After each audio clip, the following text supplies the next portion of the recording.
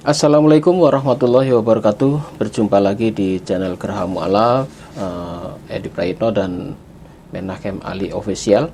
Seperti biasa, setiap malam Jumat kita selalu mengadakan kajian.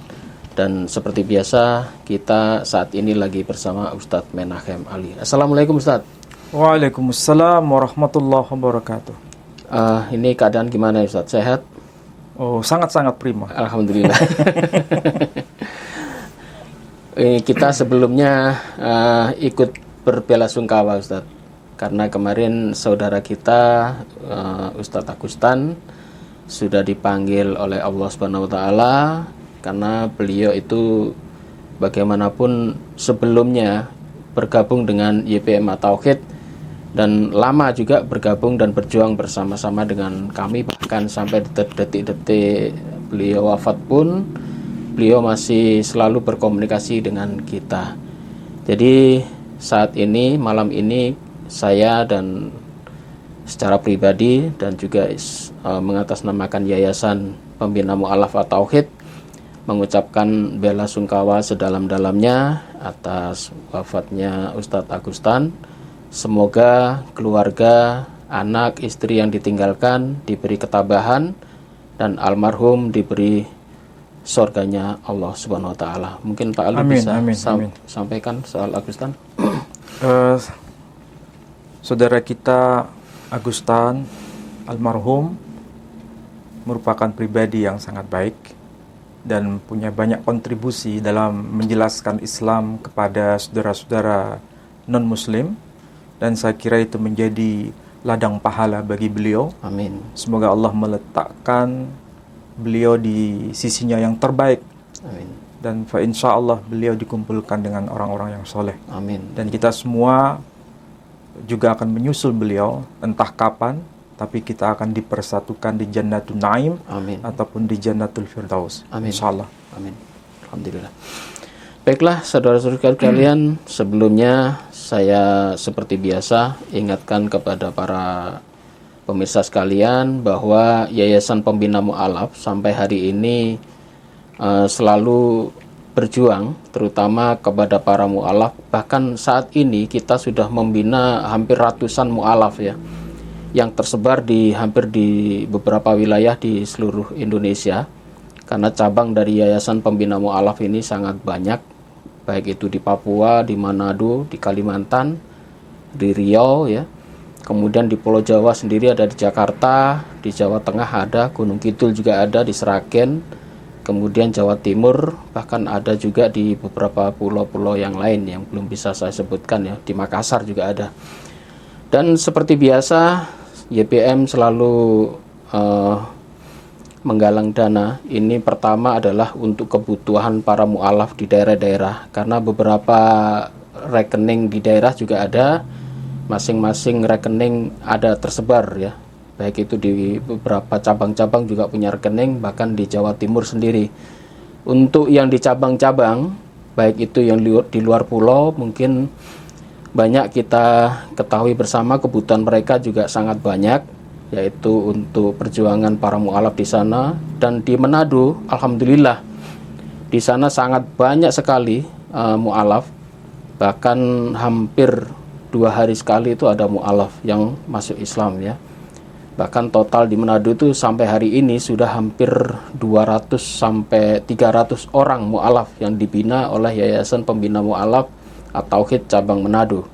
Bukan ada lagi di Papua, kemudian di beberapa daerah-daerah lain juga sangat banyak sekali. Dan terutama untuk wilayah Jawa Timur, kita akan konsentrasi akan membuat sebuah pondok pesantren. Dan ini akan kita awali di kota Jombang ya. Di sana kita sudah membuka atau sudah membeli lahan seluas 3 hektar. Meskipun ini masih kita angsur, tapi alhamdulillah saat ini sudah lahan tersebut sudah menjadi milik kita. Kemudian saat ini juga kita lagi membangun masjid ya. Masjidnya juga lagi dibangun, dan tolong dukung kami untuk para donasi bisa disalurkan ke nomor rekening 111888991 atas nama YPM Jawa Timur ya. Baik itu rekening Jawa Timur atau rekening di beberapa wilayah-wilayah lain yang dalam satu naungan Yayasan Pembina Mu'alaf At-Tauhid, ini adalah sama-sama dalam satu bendera dan perjuangan untuk membina para mu'alaf. Jadi tolong dukung kami dan tolong selalu dukung kami untuk mensukseskan semua program-program yang akan kita laksanakan. Demikian ya, terima kasih. Baik Pak Ali, Ustadz Ali, kemarin kita sudah bahas soal Nabi Ibrahim, kemudian putra-putranya, baik itu Ishak atau Ismail, dilihat dari kitab Alkitab terjemahan baru yang kemarin sudah banyak diterangkan oleh Ustadz Ali. Ini ada satu yang sering jadi pertanyaan ini Pak Ali, terutama dari dari orang-orang Kristen ya, bahwa anak perjanjian itu adalah Ishak. Itu tertulis di dalam kitab Kejadian pasal 17 ayat 18 sampai 20. Waktu itu Nabi Ibrahim mengadakan perjanjian dengan Tuhan soal anak yang akan dijanjikan itu. Kemudian bahkan Nabi Ibrahim berkata, andaikan itu Ismail. Tetapi di dalam ayat tersebut disebutkan, oh bukan, tetapi Ishak lah. Ya, ini masih menjadi perdebatan panjang. Karena apa? Karena sering orang-orang ini mengolok-olok bukan orang Arab atau Bani Ismail ini yang jadi orang-orang pilihan, tetapi dari Bani Ishak. Bagaimana soal ini, Ustaz? Silakan. Ya, tema yang sebetulnya sedang kita bicarakan malam ini itu seringkali disalahpahami oleh mereka yang kurang paham literasi bahasa asli, terutama dalam konteks ini bahasa Ibrani. Dan saya kira itu penting untuk dijabarkan kepada siapapun, baik kepada Muslim, kepada saudara-saudara non-Muslim yang sangat ingin tahu mengenai konteks seperti apa yang sedang dibicarakan di dalam kitab-kitab suci itu. Nah, supaya apa yang saya jelaskan itu menanti bisa sistematik dan perlu perhatian khusus, maka kita harus mulai dulu dari informasi kitab-kitab suci. Dan kita harus pahami bahwa informasi yang termaktub di dalam kitab-kitab suci itu sebetulnya bukan dalam makna historis, dalam tanda kutip, tapi merupakan historiografi. Atau boleh dikatakan semacam biografi. Ya, kalau bahasa objektifnya ya. Jadi kita harus memahami apa yang termaktub dalam kitab suci itu memang ada konteks iman masing-masing komunitas agama. Ya. Nah, dalam hal ini saya mulai dulu dari Islam. Tentu saja rujukannya Al-Quran. Tapi sekali lagi, kalau kita merujuk pada Al-Quran, ketika bicara Ismail, tidak mungkin kita tidak bicara mengenai Ishak. Ya. Ketika kita bicara mengenai Ishak, tidak mungkin kita tidak bicara mengenai Ismail. Ya. Dua-duanya ini dua putra Abraham yang sangat spesial. Dua putra Ibrahim yang sangat khusus, menempati posisi penting, bukan hanya di dalam Al-Quran, tapi juga di dalam Bible atau dalam Alkitab. Itulah sebabnya, kalau tidak keliru, kemarin sudah saya berikan semacam clue antara Al-Quran dengan Bible itu ada kesejajaran informasi, meskipun redaksinya tidak sama. Contoh konkret, di dalam Al-Quran ada ayat Alhamdulillahilladzi wahaba li 'alal kibari Ismaila wa Ishaq inna rabbi lasami'ud du'a. Itu surah Ibrahim, surah 14 ayat 39. Segala puji bagi Allah yang telah menganugerahkan kepadaku di masa tua, yakni Ismail dan Ishak. Sesungguhnya Tuhanku maha mendengar atas doa yang dipanjatkan. Itu di dalam Al-Quranul Karim. Kalau kita hubungkan dengan Bible atau dengan Alkitab dalam bahasa kita, bahasa Indonesia, ada ayat yang sejajar dengan informasi ini. disebutkan di dalam kitab 1 Tawarikh, Ya. pasal pertama, ayat yang ke-28, disebutkan Bnei Abraham, Yitzhak wa Yismail. Bnei Abraham, Yitzhak wa Yismail, artinya anak-anak Ibrahim itu ialah Ishak dan Ismail. Ishak dulu ya disebut. Susunannya saja yang berbeda ya. Balik. Tetapi dua nama ini selalu muncul. Berarti dua nama ini tidak bisa dipisahkan. Ya. Tidak disebutkan nama putra-putra Ibrahim yang lain. Ya. Baik itu Sheba, Medan, Midian, dan lain-lain. Dari istri Ketura ya. Dari Ketura, Ya. istri Ibrahim yang bernama Nomor 3. Ketura tidak disebutkan di situ. Hanya disebutkan Benai Ketura, ada 6. Padahal itu putra dari Abraham, tapi tidak disebut sebagai putra-putra Abraham, tapi putra-putra Ketura. Berarti secara kebahasaan dalam konteks bahasa Semitik, yakni khususnya bahasa Ibrani, itu hanya merujuk pada dua tokoh besar sebagai putra-putra Abraham yang sangat spesial. Dari sini saja kita bisa paham bahwa tidak mungkin Ishak itu dipisahkan dari Ismail dan Ismail dipisahkan dari Ishak. Apa yang tercantum dalam dua kitab suci, baik Al-Quran maupun Bible, yang menyejajarkan antara Ishak dan Ismail atau Ismail dan Ishak, sekali lagi, yang kedua-duanya disejajarkan, jangan coba-coba dipisahkan. Oh. Ya, ya. Sebab kalau kita coba-coba untuk memisahkan, berarti kita sedang melakukan manipulasi redaksional. Ya, ya. Itu pertama. Pak Edi tegang enggak? Enggak. Yang kedua, dua tokoh ini, yakni Ishak dan Ismail, atau Yismail dan Yitzhak, dua-duanya itu disebut sebagai Zera Abraham. Apa itu Zera Abraham? Benih, ya. Zera itu secara literal artinya benih. Ya. Pertanyaannya sekarang, siapa anak-anak Abraham yang hanya disebut sebagai Zera atau benih? Benih ya. Lengkapnya Zera Abraham, benihnya Abraham.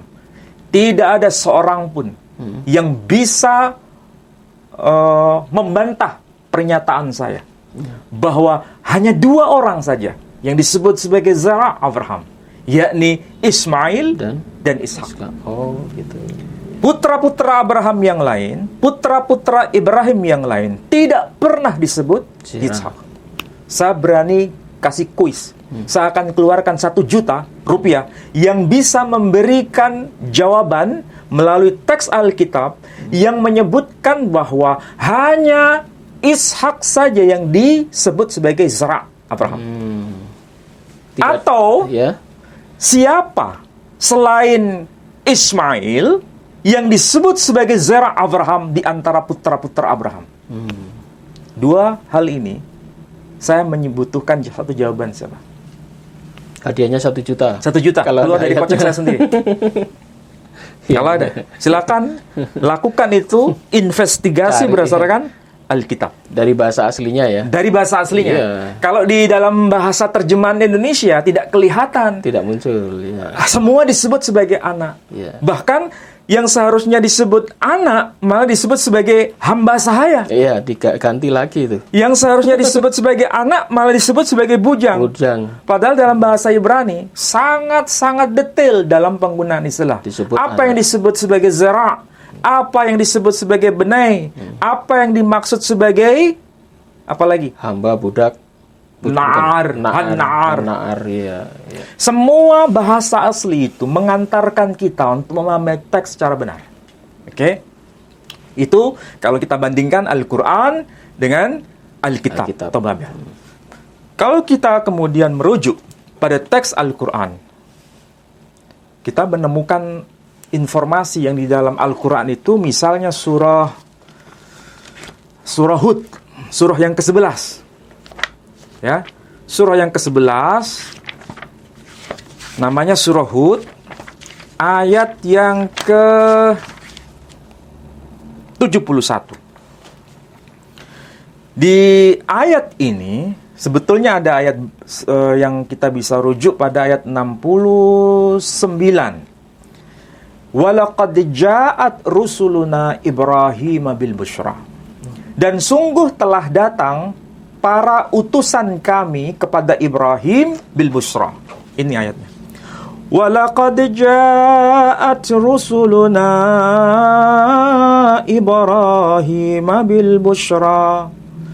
Dan sungguh telah datang. Siapa yang telah datang? Rusuluna, para utusan kami. Kepada siapa? Ibrahim. Membawa apa? Bil busra, dengan berita gembira. Oke, dan seterusnya ya. Kemudian ketika terjadi percakapan antara Ibrahim dengan para utusan tadi, yakni para malaikat dalam rupa manusia. Kemudian istri Ibrahim disebutkan di situ sedang berdiri di balik tabir dan mendengarkan ucapan atau diskusi antara suaminya yakni Ibrahim dan para malaikat itu. Dan Sayyidah Sarah tidak melihat malaikat, hanya dia mendengar. Hanya mendengar. Ini bedanya dengan Sayyidah Hajar. Dia mendengar dan dia melihat. Saya ulangi lagi. Sayyidah Sarah hanya mendengar, dia tidak melihat malaikat tersebut. Tidak bisa melihat malaikat itu. Tetapi Sayyidah Hajar, dia melihat dan dia mendengar. Dari sini kita bisa melihat perbedaannya antara Sayyidah Sarah dengan Sayyidah Hajar. Oke? Wa mar'atuhu qa'imah, dan istrinya yakni istri Ibrahim qa'imah, sedang berdiri di balik tabir maksudnya ya. Fadahikat, maka dia tertawa. Dia menertawakan mukjizat ilahi yang akan terjadi. Sesuatu yang mustahil, bagi Allah tidak ada yang mustahil.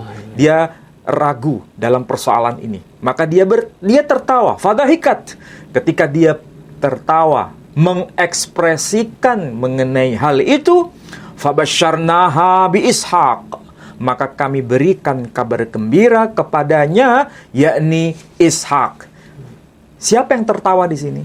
Sarah. Dahak, bahasa Arabnya. Ketika itu terjadi sebagai bentuk pelestarian atas peristiwa itu, maka anaknya diberi nama yang tertawa. Dia yang tertawa, yakni apa? Ishak. Oke? Nah, sementara berkaitan dengan Ibrahim dan Ismail, kelahiran Ismail berbeda. Di dalam surah As-Saffat, surah 37, ayat yang ke-100 dikatakan, Rabbi habli minas salihin. Wahai ya Rabb, anugerahkan kepadaku keturunan yang saleh. Fabasyarnahu bighulamin halim, maka kami berikan kabar gembira kepada Ibrahim keturunan yang halim, putra yang halim. Dia minta kepada Tuhannya, munajat kepada Tuhannya, Allah mengabulkan dan memberi nama anak itu dengan nama Ismail, artinya Allah telah mendengar. Ini bahasa sastrawi Quran. Ya, hal ini sebetulnya sama seperti yang termaktub di dalam Bible, hanya saja bahasanya berbeda. Nah, coba lihat itu. Apa yang seharusnya itu sudah benar, kadang diterjemahkan dalam bahasa kita itu negatif. Kalau dalam bahasa aslinya itu positif. Dalam bahasa terjemahan Indonesia jadi negatif. Kita lihat ya. Misalnya kitab Kejadian atau Sefer Bereshit pasal 17 ayat ke-18 ya. Ayat ke-18. Ini yang ditanyakan oleh Pak Edi kan? Ayat 18. Tadi coba terjemahkan tadi. Kitab Kejadian pasal 17 ayat 18, dan Abraham berkata kepada Allah, sekiranya Ismail diperkenankan hidup di hadapanmu. Lanjut. Tetapi Allah berfirman, tidak, melainkan istrimu Sarah lah yang akan melahirkan anak laki-laki bagimu. Coba perhatikan di situ ya. Ada sesuatu kata kunci di situ. Disebutkan apa? Tidak. Seakan-akan bentuk penafian. Penolakan. Ismail tidak layak di hadapan Tuhan.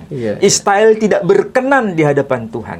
Meskipun itu diinginkan oleh Abraham, tapi Tuhan menolak. Ya. Kalau kita pahami dalam konteks bahasa Indonesia. Kita lihat dalam bahasa Ibraninya. Dikatakan apa di sini? Ini jelas dikatakan. Wayomer Abraham El Elohim.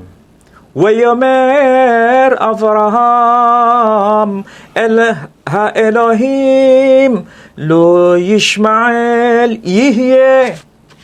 Kalau diartikan, Wayomer Avraham, dan Abraham berkata, Elha Elohim, berkata kepada siapa? Tuhan. Ha Elohim. Lo Yishmael Yihye. Maksudnya berkaitan dengan Ismail, biarkan dia hidup. Yihye. Maksudnya layak. Yihye itu dia kata haya. Lo Ismail Yihye. Jadikan Ismail itu hidup. Masih. Ya. Hidup dalam konteks apa? Lefaneha, di hadapanmu. Di hadapannya. Kalau bahasa kita, jadikan Ismail itu layak hidup di hadapanmu.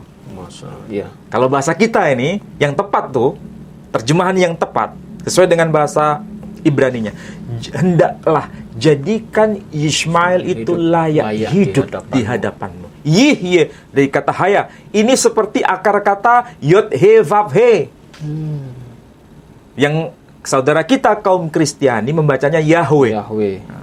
Yihye, yehi or, yehi or.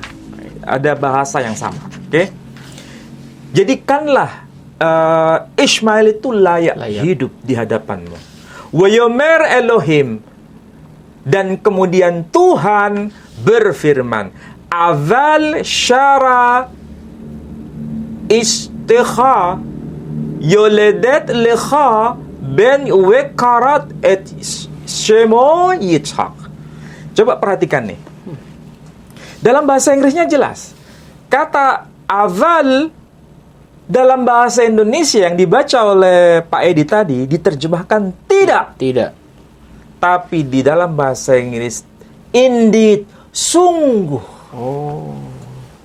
Tuhan berkata, sungguh istrimu. Jadi istrimu akan melahirkan seorang putra. Jadi dikatakan aval syara istekha yoledet lecha. Aval sungguh syara istekha, Sarah istrimu, yoledet akan melahirkan lecha bagimu, bagi Abraham, ben seorang putra, wekarat, dan dia akan memberi nama et shemo, namanya Yitzhak, yakni Ishak. Jadi tidak ada kaitan dengan penolakan di sini. Tidak. Di sini dikatakan indeed. Orang yang ngerti bahasa Inggris paham bahwa istilah indeed itu sungguh. Jadi tidak ada penolakan di sini. Sesungguhnya istrimu akan mengandung, begitu ya? Iya. Akan melahirkan seorang anak. Betul. Berarti tidak ada kata seakan-akan tidak. Tidak ada unsur penolakan di sini. Oke? Bahkan ayat 20 dijelaskan lebih jelas lagi bahwa memang tidak ada penolakan di situ terhadap status Ismail yang layak hidup di hadapanmu, di hadapan Tuhan. Apa itu? Pada ayat yang ke-20.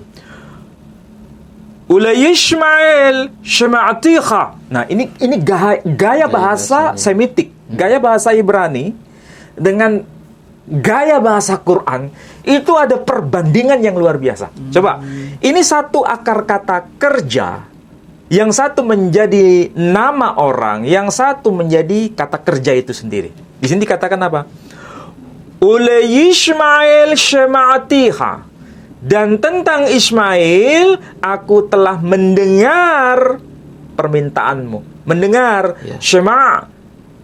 Shema'atiha itu dari kata Shema. Sementara Yishmail dari kata Shema dan El. Akar katanya sama. Kalau kita dengar dari dua kata yang sama. Ula Yishmail Shema'atiha. Ya kan? Bahasa Quran juga sama. Perhatikan tuh di dalam surah Al-Baqarah. Nah, surah Al-Baqarah. Ini memang kita harus buka-bukaan data, Pak Edi. Supaya bukan katanya-katanya, bukan ngarang cerita, ya. Bukan mendongeng kita ini, ya. Bukan mendongeng kepada anak-anak kecil, bukan. Iya, iya. Kita sedang bukaan data. Perhatikan di surah Al-Baqarah ayat 127. 127. Udah ketemu ini? 127. 127. Udah ketemu? Ya. Saya yang belum ketemu malahan. 127. Oke. Coba baca Pak Edi. Al-Baqarah ayat 127. Dan ingatlah ketika Ibrahim meninggalkan pondasi Baitullah bersama Ismail, seraya berdoa, "Ya Tuhan kami, terimalah amal dari kami, sungguh Engkaulah yang Maha Mendengar, Maha Mengetahui." Nah, coba perhatikan ya. Ini satu kata ya, diulang 2 kali. Yang pertama dalam bentuk nama, yang satu tetap dalam bentuk kata kerja. Nah, coba dikantikan.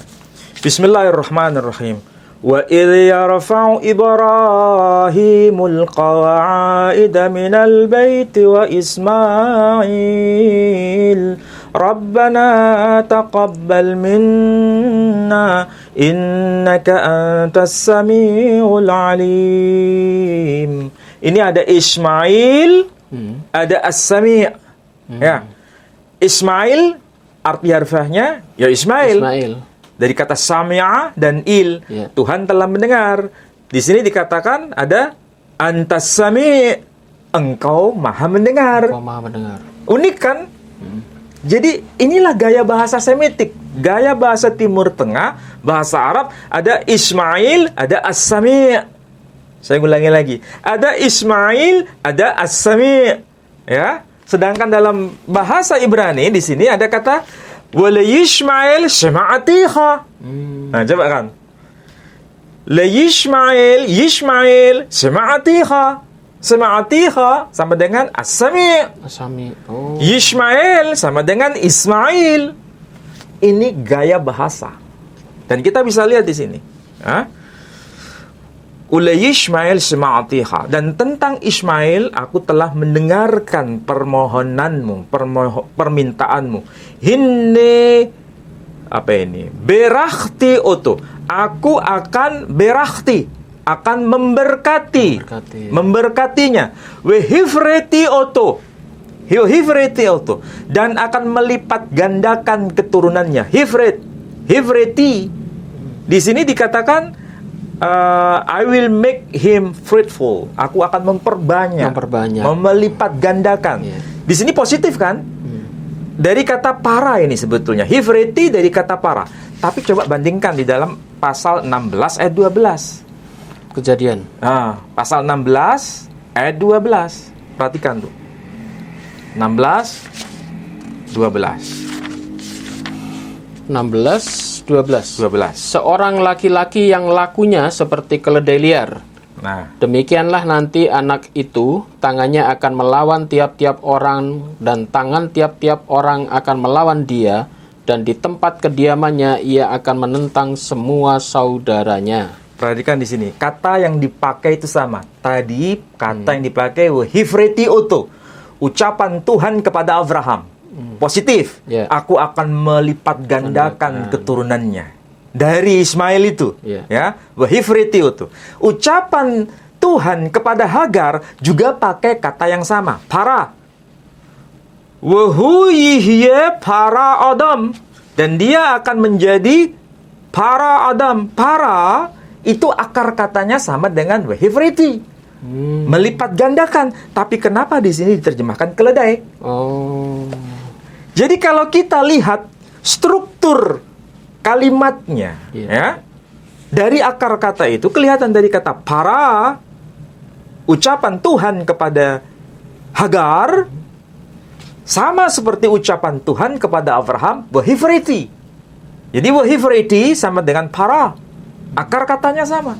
Tapi kenapa wahifriti melipat gandakan keturunannya, sementara untuk pere diterjemahkan keledai. Oh. Tidak nyambung sebetulnya. Itu artinya yang asli apa itu Pak Ali ya? Seharusnya kalau dilihat dari konteks, tidak mungkin. Sekali lagi, tidak mungkin. Ketika Tuhan bicara kepada Abraham mengenai Ismail, positif nadanya. Iya. Ismail akan menjadi keturunan yang berlipat ganda. Diberkati, berkenan. Positif. Ya. Tapi ketika Tuhan ngomong kepada Hagar melalui malaikat Tuhan, kok negatif? Oh. Tapi dari negatif itu justru Hagar melakukan tindakan yang benar di hadapan Tuhan. Kan tidak nyambung. Iya. Bagaimana mungkin anaknya menjadi negatif, akan menjadi keledai liar, malah dia bersuka cita, maka dia ikuti perintah Tuhan. Iya. Sangat tidak nyambung sebetulnya. Itu kalau diartikan bahasa Ibrani yang ayat 12 itu, kalau keledai liar itu diartikan apa, Pak Ali? Kalau kita lihat yang versi bahasa Ibrani khas Samaritan, Ya. Torah Samaritan, suatu saat kita akan bahas. Bahas itu ya. Itu artinya berlipat ganda. Keledai liar itu artinya berlipat ganda. Bukan keledai liar. Dia akan menjadi orang yang berlipat ganda, yang subur. Seorang laki-laki yang subur, yang berlipat-lipat iya, anaknya. betul. Iya. Sama seperti ucapan Tuhan kepada Abraham. Wahifriti uto, aku akan memberkati dia, anaknya itu banyak. berlipat-lipat, berkembang biak. Sama seperti Tuhan bicara kepada Hagar. Jadi sama-sama positif, tapi Iya. aneh kan dalam Terjemahannya terjemahan. diganti menjadi keledai. Itu bukan urusan kita, itu urusan bagaimana menerjemahkan dan menafsirkan. Tapi yang jelas tidak ada siapapun yang menolak bahwa akar kata hifreti dari akar kata yang sama dengan para. Oke? Iya, iya, iya. Jadi jelas di situ. Nah, kita sekarang lihat yang versi terjemahan Indonesia. Kalau kita lihat yang pasal 17 ayat 18, tadi ada terjemahan tidak, Iya, gitu kan? tidak. Ini saya bawakan yang versi bahasa Indonesia, tapi terjemahan lama. Ini tulisan dari Klinkert, terjemahan dari Klinkert. H.C. Klinkert, kalau orang Malaysia tidak menyebutkan H.C. Klinkert. H.C. Klinkert. Dia menulis kamus, judulnya itu tulisannya lengkapnya ya. Ya. Maleis Nederlands Hans Woordenboek, terbitan Leiden. Dan itu yang saya punya kamusnya tahun 1940-an. Maleis Nederlands Hans Woordenboek. Klinkert, ya. Klinkert. Dan dia juga menulis terjemahan bahasa Indonesia yang paling awal, dalam arti yang bahasa Melayu tinggi, ya. Itu pasal berapa tadi? 17 ya? 17 ayat 18. 18. Coba perhatikan di sini, ya. Ayat 18. Di sini dikatakan jelas. Apa itu? Ayat 18. Saya baca ayat 17 dulu ya. Ya. Maka pada masa itu sujudlah Ibrahim dengan mukanya sampai ke bumi sambil tertawa. Lalu berkata ia dalam hatinya, bolehkah jadi kanak-kanak bagi seorang yang sudah 100 tahun umurnya? Bolehkah Sarah yang sudah 90 tahun umurnya itu lagi beranak? Ayat 18, maka sembah Ibrahim kepada Allah, ya Tuhan, biarlah apalah Ismail saja hidup di hadapan hadirat-Mu. 19, maka firman Allah, bahwa sesungguhnya Sarah istrimu itu beranak kelak bagimu laki-laki seorang. Hendaklah engkau namai akan dia Ishak. Ada nggak kata-kata tidak di sini? Tidak ada. Tidak ada. Iya. Tidak ada kata-kata tidak di sini. Iya. Tidak ada kata-kata penolakan Tuhan agar Ismail layak di hadapan Tuhan. Iya, yang ada bahwa Sekali lagi, sesungguhnya tidak ya. ada kata-kata tidak. Ada nggak di sini? Tidak ada. Tidak ada. Berarti ini terjemahan yang kita bisa lihat dari mana? Alkitab, Lembaga Alkitab Indonesia, Jakarta tahun 1960. Ya. Itu dicetak tahun 40-an ya. Pertama kali. Ini Terjemahannya tahun H.C. Klinkert, H.C. Klinkert. Iya, ini yang edisi yang paling lama. paling lawas kalau bahasa kita, paling awal. Berarti untuk Melayu tinggi ya. ini kemarin kita mengambil contoh yang TB1 sama TB2. Nah, ini ya. saya bawakan yang TB1. TB2. Ini TB2. Iya. Ini yang TB2. Terjemahan baru versi edisi kedua ya. Iya, coba lihat, bandingkan di sini. Kita lihat yang pasal 17 ayat 19. 18. Oh, gini ya. Ayat 18 ya. Ya. Abraham berkata kepada Allah, kiranya Ismail hidup di hadapanmu. Ya. Ayat 19, tetapi Allah berfirman, bukan demikian. Diganti bukan. Ya, bukan demikian. Melainkan Sarah, istrimu itulah yang akan melahirkan anak laki-laki bagimu. Engkau akan menamai dia Ishak. Jadi kesannya negatif. Sama negatif. Bukan demikian. Ya, sama dengan tidak itu. Sama dengan tidak kan? Iya. Kalau tadi yang versi Clean Kirk, bahwa tidak ada sesungguhnya. pernyataan tidak sama Bahwa sekali. sesungguhnya. Bahwa sesungguhnya. Oke. Nah, kita lihat yang versi ini belum saya jelaskan tadi ya. Ini yang versi TB2. Nah, ini. Ya. Alkitab Deuterokanonika terjemahan baru edisi kedua. Terbitan tahun 2023 ini ya. 2023. Lembaga Alkitab Indonesia, dan terjemahan ini diterima dan diakui oleh Konferensi Wali Gereja Indonesia. Ya. Oke. Ini yang terbaru. Nah, versi bahasa Malaysia seperti apa? Alkitab Deuterokanonika berita baik, penerbit buku Kristen. Nah, orang Malaysia menyebutnya Kristen. Kristen, bukan Kristen. Oh. Kristen mengikuti bahasa Belanda. Oh. Orang Malaysia mengikuti bahasa Inggris, Christian. Ya. Puak-puak Kristen. Nah, itu ya. Kalau kita menyebutnya sekte-sekte Kristen. Di Malaysia tidak ada istilah itu. Puak-puak Kristen, gitu ya. Nah, coba perhatikan di sini. Nah, sebutkan The Bible Society of Malaysia, ya. Selangor Darul Ihsan Malaysia. Ya. Ini lembaga Alkitabnya. Yang di Selangor. Kalau di Indonesia itu di Jakarta, Lembaga Alkitab Indonesia. Ya. Kalau di Malaysia itu namanya The Bible Society of Malaysia. Disebutnya berita baik. Nah, coba perhatikan mana ya? Kejadian 18 ya. 17, 18. 18? Sorry. 17, 18. 17, 18. Pasal 17. Okay. Yang 18. Ya. Sorry. Oleh itu dia berkata kepada Allah, lebih baik Ismail saja yang menjadi warisku. Tetapi Allah berfirman, tidak. Sama-sama. Istrimu Sarah akan melahirkan seorang anak lelaki untukmu, dan engkau akan menamakan dia Ishak. Jadi sama. Tergantung siapa yang menerjemahkan.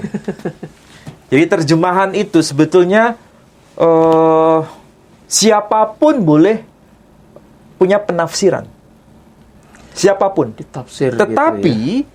Penafsiran itu tidak pernah lepas dari ideologi penerjemahan. Ideologi penerjemahan itu ada kaitan dengan politik redaksional. Ya. Dan tergantung dari komunitas mana dan tujuannya untuk apa. Sama seperti kita lihat terjemahan dalam versi LGBT. Bible versi LGBT, Alkitab versi LGBT. Itu nama Tuhan yang seharusnya bahasa Inggris itu disebut dengan he diganti she. Oh, perempuan. Jadi kalau she menunjuk pada perempuan. Jadi terjemahan itu mana suka, tapi terjemahan siapapun harus dikembalikan pada teks asli. Iya kan? Kalau kita tidak mengerti teks asli, kita akan diombang-ambingkan dengan terjemahan yang macam-macam. Nanti tahun depan lagi terjemahkan lain lagi. Jadi masalahnya begini, mana terjemahan yang betul? Ada ungkapan tidak. Pakai tidak. Pesannya ditolak. Ismail tidak layak di hadapanmu. Atau sebenarnya Ismail layak juga di hadapanmu. Mana versi di antara dua versi ini yang betul? Ya, kan? Kalau Clean Kirk tadi tidak ada kata-kata. Kalau Clean Kirk tidak ada pernyataan atau penegasan penolakan tentang status Ismail yang layak di hadapan Tuhan.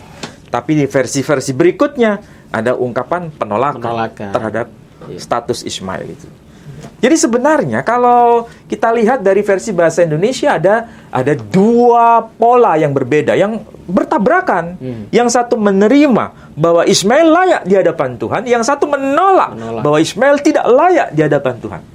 Lalu bagaimana terjemahan versi Yahudi yang khas bahasa Arab? Oh, ada. Coba dilihat. Kita bisa rujuk dari tulisan Rabbi Saadia Gaon yang lahir tahun 1882, meninggal tahun 942 Masehi. Ini judul bahasa Inggrisnya Torah Original Commentary in Arabic. Jadi ini versi bahasa Arab yang paling awal sebelum munculnya terjemahan Alkitab dalam bahasa Arab. Sudah ada versi Alkitab Berbahasa Arab bahasa Arab dari kalangan Yahudi. dari Rabi ini tadi ya. Jadi kalau Sargon. ada pertanyaan begini, siapa yang pertama kali menerjemahkan Alkitab Dalam bahasa atau Arab. Bible ke dalam bahasa Arab? Kristen atau Yahudi? Yahudi. Yahudi. Iya. Lebih awal. Siapa namanya? Rabi Saadia Gaon. Oh. Yang lain-lain, misalnya Van Dijk menerjemahkan tahun 1980-an sekian, 1800 sekian, itu baru muncul setelah eranya Rabi Saadia Gaon. Ya. Yang paling awal versi Yahudi. Kita rujuk bagaimana versi Yahudi. Ya, bunyinya itu. Pasal berapa tadi? 17 ya? 17 ayat 18. Ayat 18. Dikatakan begini. Faqala Abraham baina yadayillah laita Ismail Yahya ma'hu baina yadaik. Maksudnya itu, biarlah Ismail itu hidup. Yahya ma'hu baina yadaik. Hidup di antara kedua tanganmu. Kalau bahasa literalnya begitu. Maksudnya hidup layak di hadapanmu. Kemudian ayat berikutnya coba dikatakan. Faqala Allah lakin Sarai zaujatak. Tetapi Sarah akan melahirkan. Jadi tidak ada penegasan tidak di situ. Tidak ada ungkapan kata la. Tidak. Jadi bahasa versi Arabnya, karya dari Yahudi sendiri juga tidak menegaskan penolakan Ismail sebagai pribadi yang layak hidup di hadapan Tuhan. Tetapi ini ayat 19 tadi hanya terjemahnya tetapi Allah melainkan istrimu gitu ya. Tidak ada kata-kata tidak. Tidak ada penolakan. Oh, begitu. Ini padahal bahasa aslinya. Bahasa aslinya. Padahal Alkitab itu sumbernya dari kitab tanah. Dari bahasa Timur Ibrani. Tengah, bahasa Ibrani, sejajar dengan bahasa Arab, tidak ada ekspresi penolakan di situ. Ya kan? Iya. Jadi kita sudah menggunakan beberapa dokumen yang siapapun boleh melacaknya sendiri. Tinggal bagaimana kita ini. Ya. Baiklah, saudara-saudaraku sekalian, sudah terjawab ya apa yang sering menjadi ganjalan di kitab Kejadian pasal 17 ayat 18 sampai 20. Pemirsa bisa baca sendiri di rumah, dan ayat ini sering dipakai untuk memojokkan Ismail sebagai anak yang ditolak, anak yang tidak menerima perjanjian. Mereka sering mengatakan hanya Ishak. Oh, bukan Ismail. Tidak, bukan Ismail. Tetapi ternyata setelah kita cek dari bahasa aslinya ya, karena Sungguh, pakai istilah sungguh. Iya, sungguh itu ya. Dari bahasa aslinya, karena Alkitab itu kan asalnya Perjanjian Lama itu berasal dari Tanakh. Tanakh itu berbahasa Ibrani aslinya. Dan tadi sudah dibacakan oleh Ustadz Menachem Ali, ternyata dari sumber aslinya tidak pernah ditemukan kata-kata tidak atau penolakan. Bahkan Alkitab terjemahan Linkert di tahun 60 ya. Klinkert. Tahun 60-an itu tidak pernah menyebut kata-kata tidak. Hanya menyebut bahwa sesungguhnya dan seterusnya. Jadi dari sini kita sudah menjawab semua pertanyaan dari pemirsa sekalian soal ayat ini. Mungkin Pak Ali tambah lagi? Ya, kita harus memulai memberikan wacana kepada siapapun, baik yang muslim maupun yang non-muslim. Dari akar kata Ismail saja kita bisa tahu bahwa itu nama yang dahsyat. Nama yang mendapat perhatian dari Tuhan. Nama dari surga itu. Iya, betul. Nama yang turun dari surga. Betul. Ismail, Tuhan telah mendengar. Malaikat turun sendiri kepada Ibu Hajar. Dari situ saja kita sudah paham dari istilah yang dipakai. Dan kemudian status beliau sangat-sangat luar biasa di hadapan Tuhan sendiri. Bagi Abraham juga. Dan sekali lagi, di dalam versi bahasa Ibraninya tidak ada penegasan kata lo. Kalau lo itu artinya tidak. Lo, tidak. Tapi di situ tidak ada kata-kata lo. Bahkan ini Pak Ali, bahkan kalau kita melihat perjanjian antara Tuhan dengan Ibrahim, itu kan dijanjikan anak-anaknya akan menguasai wilayah-wilayah itu, bahkan di Alkitab kan disebut-sebutkan itu ya, wilayah-wilayahnya dari mana sampai Asyur atau apa itu. Saya ada kelupaan. Iya. Ada yang kelupaan. Bahwa apa yang dijanjikan kepada Abraham itu sama seperti yang terjadi atas kehidupan siapa? Ismail. Ya. Coba saya cek dulu ya. Ada sesuatu yang menarik. Coba nanti bisa dicek. Iya. Kejadian pasal 15 ayat 5. Itu ketika Tuhan bicara kepada Abraham, berkata demikian. Keturunan yang terlalu banyak untuk dihitung. Itu kepada Abraham. Kepada Ismail, keturunan yang terlalu banyak untuk dihitung. Itu pasal 15 ayat 10. Saya ulangi lagi.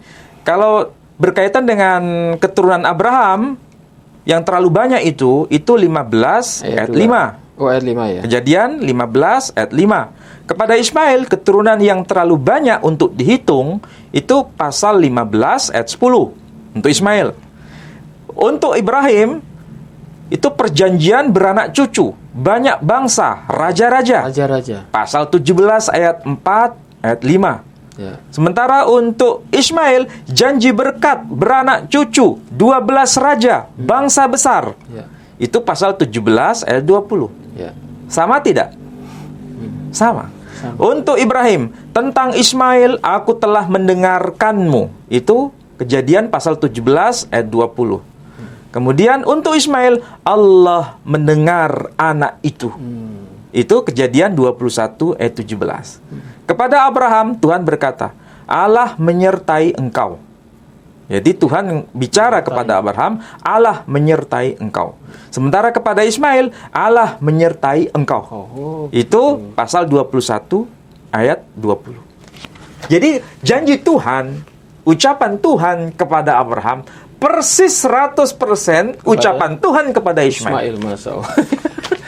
Jadi terjawab sudah ya. Jadi kalau Tuhan atau Allah sudah berjanji bahkan kepada Ibrahim, kepada Ismail, masa Allah akan mengatakan tidak? Kan nggak masuk akal itu. Jadi kalau tidak masuk akal berarti ternyata ada kesalahan di sini, dan ternyata kesalahan itu terletak di terjemahan ini. Karena apa? Karena kalimat awalnya tidak seperti itu, tidak ditemukan kata-kata penolakan. Dan nyatanya anak yang diberkati itu dua-duanya diberkahi. Ishak juga menurunkan 12 raja-raja Israel. Ismail juga menurunkan 12 raja-raja di tanah gurun Arab itu ya. Ya, ini sudah terjawab Pak Ali. Demikian saudaraku ya. Jadi ini sudah membuka wacana ya. Anda bisa menarik kesimpulan sendiri. Kita di sini tidak akan memaksa Anda percaya pada kami, tetapi di sini kita tunjukkan bukti-buktinya. Kita tidak asal mengarang, kita tidak asal opini pribadi atau berdasarkan kebencian, tidak. Di sini kita sama-sama membuka berdasarkan kitab, dan ini ilmiah. Semua bisa cek, siapapun itu ya. Jadi dari kajian ini semoga Anda bisa tercerahkan. Ternyata Nabi Ismail itu adalah nabi pilihan. Nabi Ishak juga pilihan. Tidak ada anak Ibrahim yang ditolak, apalagi kalau yang mengatakan itu Tuhan. Karena Tuhan sudah berjanji kepada Ibrahim, anak-anaknya akan diberkati. Tuhan tidak akan mengingkari janjinya. Dan itu sudah terbukti. Kita akan di sini adalah meluruskan apa yang sudah difirmankan baik di dalam Al-Quran atau di kitab-kitab yang lain ya. Demikian saudaraku, saya ingatkan sekali lagi untuk pembangunan masjid di Wonosalam, Jombang. Untuk yang ingin berdonasi, silahkan Anda kirim rekening ke Bank Syariah Indonesia di nomor 111-888-9971 atas nama Yayasan Pembina Mu'alaf YPM Jawa Timur. Dan semua sumbangan, semua uang Anda akan kami pergunakan dengan sebaik-baiknya dan tidak ada penyelewengan sedikit pun. Mungkin Pak Ali mau closing, silakan Pak Ali. Saya kira sudah cukup. Sudah cukup. Janji Tuhan kepada Abraham digenapi kepada Ismail juga. Baik. Bukan hanya kepada Ishak. Dua-duanya layak di hadapan Tuhan. Baik, terima kasih Pak Ali, Ustadz.